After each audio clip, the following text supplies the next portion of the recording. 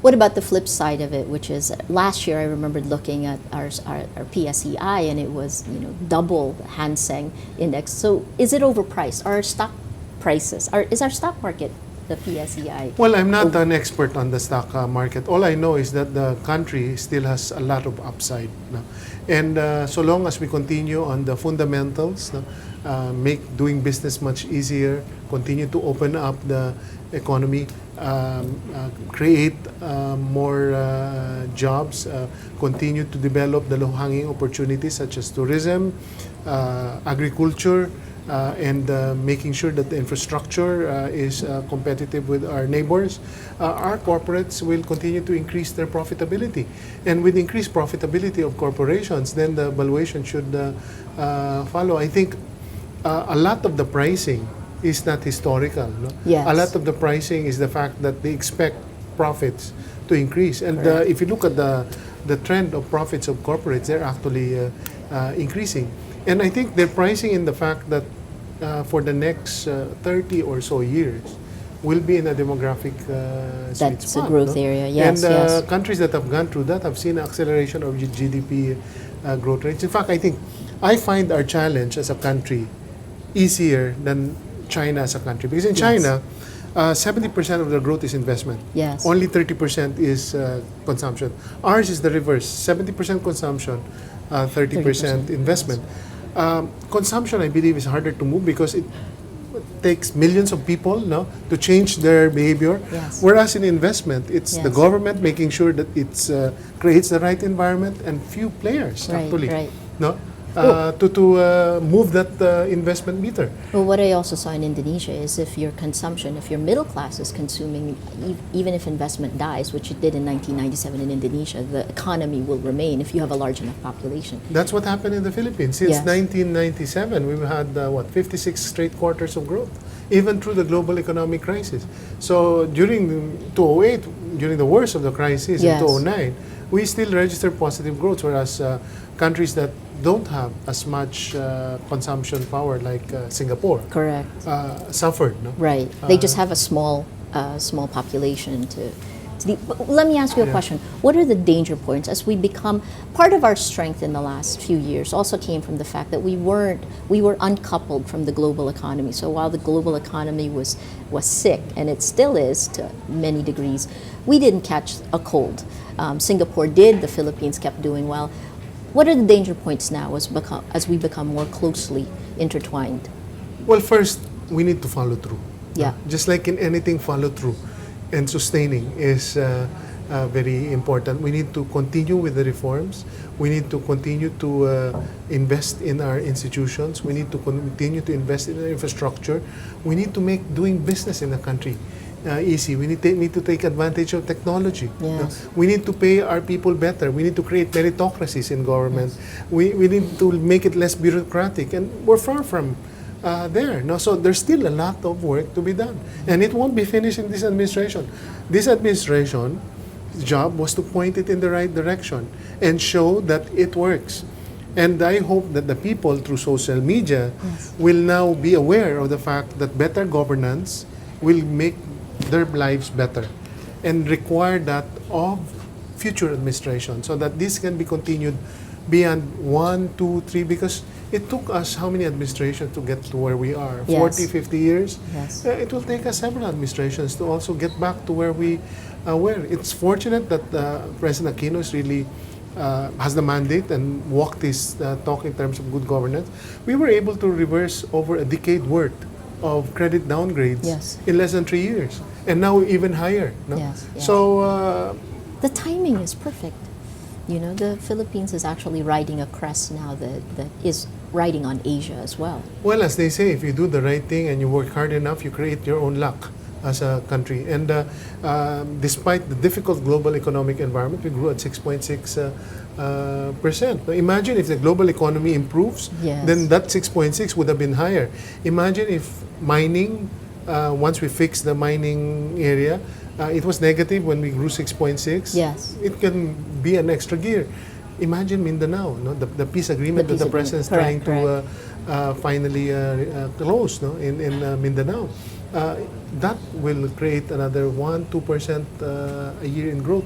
Just one project, the Extrata project that Yes. will require what, $6-7 billion investment. Based on their calculation, that should increase the growth rate of the country by 1% a year for the next 25 years. Yes. Just one project in Mindanao. Yes. Imagine what else can be done there in agriculture, in tourism, and in infrastructure. Is the Aquino government clear now on the policy it'll pursue regarding mining?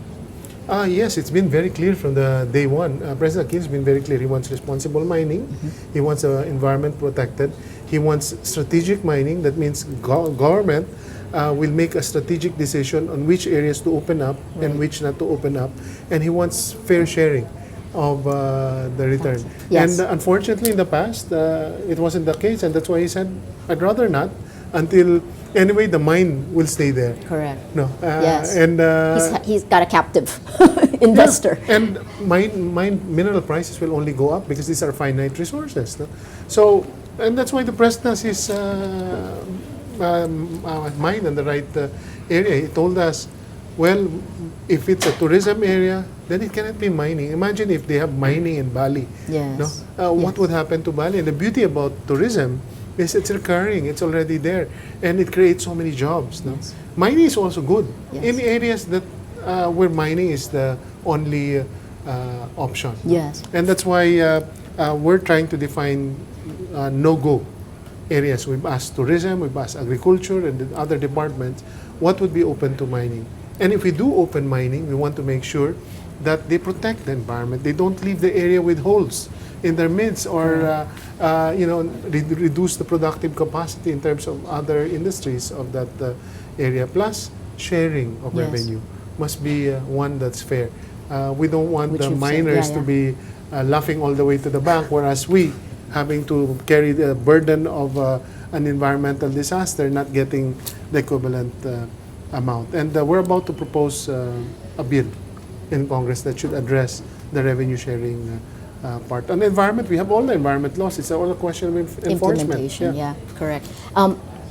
Let me give you just a chance to wrap everything up, and you've gone from macro to micro to the specific details of how to move this economy forward. You've got 3 years left. The best scenario that you can see, the growth rate you can see for the Philippines. Well, I think we've removed enough of the constraints to allow us to aim at 6 to 7% This year. on a consistent basis. Year. But we believe that we can go 7 and 8 if we lift more of the constraints, no? Making doing business much easier, opening up more areas, more predictable implementation of laws, no? Better judiciary, etc., etc. But at the heart of being a nation is the ability of a nation to generate revenues. A nation that cannot generate revenues has no right to exist. And that's why it's crucial that we're able to increase our tax effort from where it is now to at least 16% and maybe more.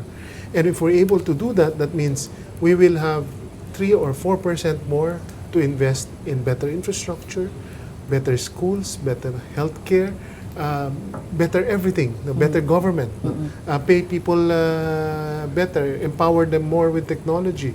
And that is crucial if we want Yes. to move to the next level. The best example of what compliance and good governance can do to a country is Singapore.